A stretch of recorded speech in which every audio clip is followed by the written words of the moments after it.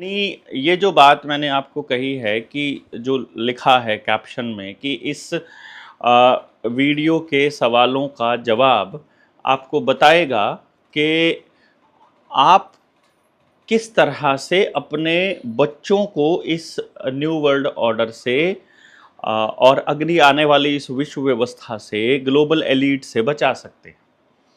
अब इससे बचाने के लिए पहले तो आपको ये समझ में आना चाहिए कि आप उनके हिसाब से काम कैसे करते हो, क्योंकि आपको पता ही नहीं होता कि आप उनके हिसाब से काम कर रहे हो।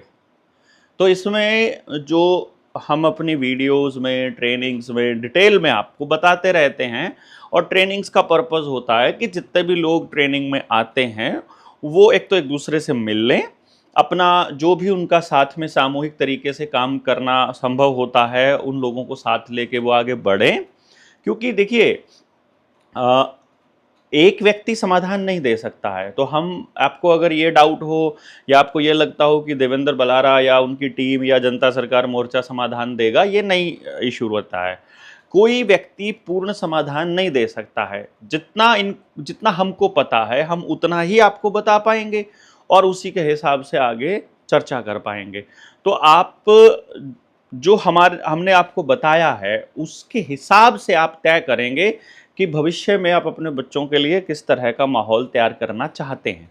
ये तो आप ही को तय करना पड़ेगा। तो अलग अलग जगह से जब आपको मिलवा देते हैं तो आप लोगों में जागरूकता फैलाइए, फिर अपनी बातों को, जो हमारी बातें हैं उसमें से जो जो बातें आपको ठीक लगती हैं वो आप दूसरे लोगों तक पहुंचाइए, और फिर इस तरह से एक नेटवर्क तैयार होगा जो आपका अपना नेटवर्क होगा, ना कि हमारा नेटवर्क। ये बात हम आपको शुरू से बताते आ रहे हैं।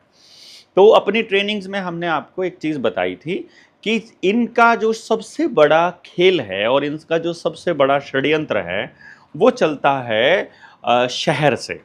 यानी कि शहर जो है वो इस पूरे के पूरे षड्यंत्र का केंद्र बिंदु है, और जो गांव है वो इस केंद्र बिंदु को तोड़ने का सबसे बढ़िया मतलब जरिया है। गांव ही तोड़ सकता है इस पूरे के पूरे सिस्टम को, इस पूरी की पूरी व्यवस्था को, इस पूरे के पूरे खेल को सिर्फ गांव तोड़ सकता है। तो अगर गांव तोड़ सकता है तो वो कैसे तोड़ेगा? मतलब आपको ये देखना होगा कि गांव की जो व्यवस्था है, यानी कि जो गांव का जो तंत्र है, गांव का जो सिस्टम है, वो आपको एक दूसरे से जोड़ कर रखता है, और जो शहर का तंत्र है वो एक दूसरे से तोड़ कर रखता है। गांव का तंत्र व्यवहार आधारित करना संभव है, शहर में व्यवहार आधारित संभव नहीं है, वहां व्यापार ही होता है। गांव में उत्पादन आधारित व्यवस्था को बनाया जा सकता है, शहर में केवल व्यापार आधारित यानी केवल बेचना खरीदना ही संभव है। यानी कि शहर है व्यापार का केंद्र और गांव है व्यवहार का केंद्र। तो अब जो सिस्टम है वो कोशिश कर रहा है ज्यादा से ज्यादा आपको शहर में शिफ्ट करने के लिए। जब वो आपको गांव से शहर में शिफ्ट करेगा या गांव का नाम बदलकर शहर कर देगा, ये भी बहुत इंपॉर्टेंट चीज है। गांव का नाम शहर में कैसे आएगा? जैसे कि आपका गांव है, आपकी व्यवस्था है और आप अपने तरीके से वहां काम कर सकते हो। शहर में आप अपने तरीके से काम नहीं कर सकते हो। जैसे कि आपको शहर में क्या करना होगा, कूड़े की व्यवस्था अलग से करनी होगी, स्ट्रीट लाइट्स की व्यवस्था अलग तरीके से होगी। आप गाय भैंस पाल सकते हैं कि नहीं, इसके अलग कानून होंगे। आप वहाँ पर अपना अमली वो क्या कहते हैं, अपना जो अपने गांव का जो आपका सिस्टम है उसमें आप टैक्सेशन व्यवस्था कैसी होगी वो आप नहीं देख सकते हैं। जंगल की व्यवस्था, खेती की व्यवस्था, ये सारी व्यवस्थाएं जो हैं वो आप इस गांव की व्यवस्था में अलग होती है और शहर की व्यवस्था में अलग होती है। गांव में आप अपना मकान जैसे मर्जी बना सकते हैं, शहर में आपको CLU लेना पड़ेगा। शहर में आप कोई भी मकान नहीं बना सकते बिना नक्शा पास किए टाउन प्लानिंग वालों के हिसाब से।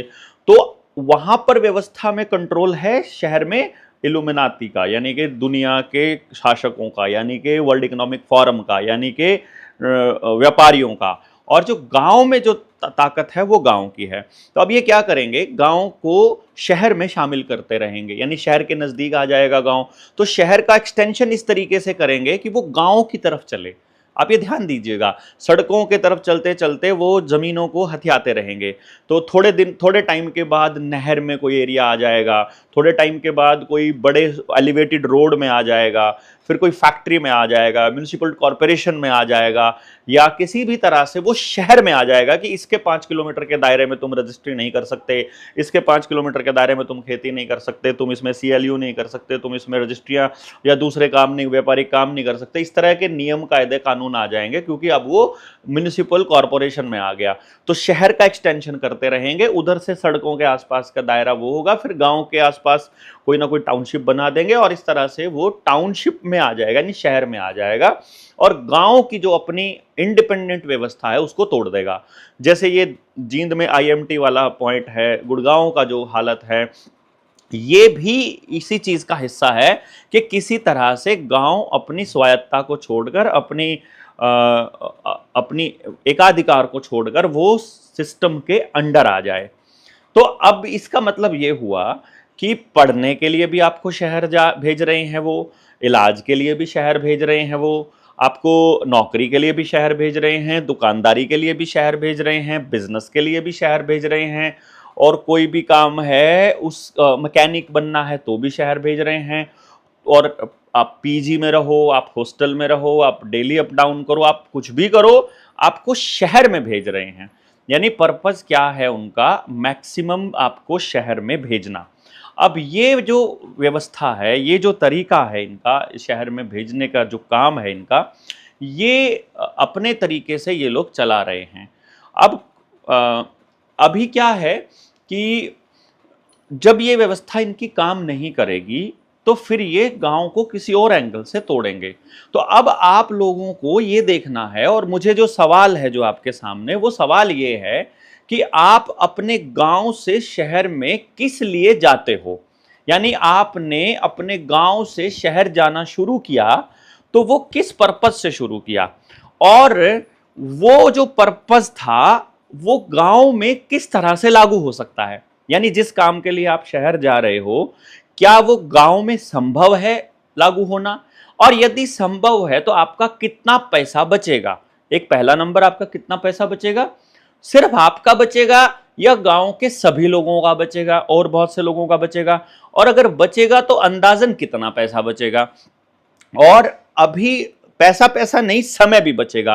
तो समय और पैसा अगर दोनों बच रहे हैं तो आपकी ट्रैवलिंग भी बचेगी, तो आप बीमार होने से भी बचोगे, आप परिवार के नजदीक भी आओगे, और आप प्रकृति के करीब भी रहोगे, और आप उन मशीनों की घैं पॉल्यूशन, उन सब से भी आपका पीछा छूटेगा। तो सवाल यह है कि आप क्या क्या करने के लिए शहर में जाते हो, और शहर में वो व्यवस्था उनके पास कहां से आई, क्या वो व्यवस्था गांव में लागू नहीं हो सकती, और यदि वो व्यवस्था गांव में लागू हो सकती है तो उस व्यवस्था को गांव में लागू होने से रोक कौन रहा है। उसके लिए यदि सरकार में बैठा मंत्रालय कोई फंडिंग नहीं दे रहा है तो गांव अपने लेवल पर वो फंडिंग कैसे कर सकता है, और यदि गांव उस पे काम कर सकता है तो उस व्यवस्था को होने से कौन रोक रहा है, और क्या क्या बड़ी अड़चन है उस व्यवस्था को लागू होने में, और उस अड़चन को दूर करने के लिए आप क्या प्रयास कर रहे हैं, या हमें क्या क्या प्रयास करने चाहिए। आपको कमेंट बॉक्स में ये सारे सवालों के जवाब लिखने हैं। जितने आपके जवाब होंगे, जितने ज्यादा आपके जवाब होंगे, उतना ही हमें आप तक पहुंचना, आपकी बात करना आसान हो जाएगा, क्योंकि हमें इस व्यवस्था को तोड़ना है, और इस व्यवस्था को तोड़ने का एकमात्र रास्ता समझ है, और समझ के लिए समझे हुए लोगों को आगे आना होगा, और समझे हुए लोग जो हैं वो एक दूसरे की टांग नहीं खींचा करते हैं, वो अपने काम से मतलब रखते हैं। तो अभी जो लोग, जिस तरह का प्रकरण कई बार आप लोगों को देखने को मिलेगा, आप ऐसा मत सोचिएगा कि ये सब जो है वो हो रहा है, नहीं, ये होने दिया जा रहा है। क्योंकि जो अभी हो रहा है, यदि अभी ये 1 साल बाद या 2 साल बाद होता तो इसके भयंकर परिणाम देखने को मिलते, और जो इससे पहले हुआ है अगर वो भी नहीं हुआ होता तो ये भी आपको नहीं पता चलता। तो बहुत सारी चीज़ें ऐसी हैं जो आपको समझ में आएंगी समय के साथ साथ। अभी फिलहाल आपको ये बताना है, ये जानना है कि आप शहर से बजाय गांव की व्यवस्था में यकीन करते हो या शहरी व्यवस्था में करते हो, और शहर में आप क्यों जाते हो, क्या क्या वो व्यवस्था आप गाँव के अंदर नहीं ला सकते हो? और क्या ये एक्सटेंशन जो है इनका गाँव को शहर में शामिल करना है, ये आपको उचित लगता है? टैक्सेशन प्रणाली में आप इसमें एंटर करना चाहते हैं या आप अपने बच्चों के लिए एक बेहतर भविष्य का सपना देख रहे हैं? तो आपका सपना क्या है? आप क्या चाहते हैं? कमेंट बॉक्स में आपको ज़रूर लिखना है।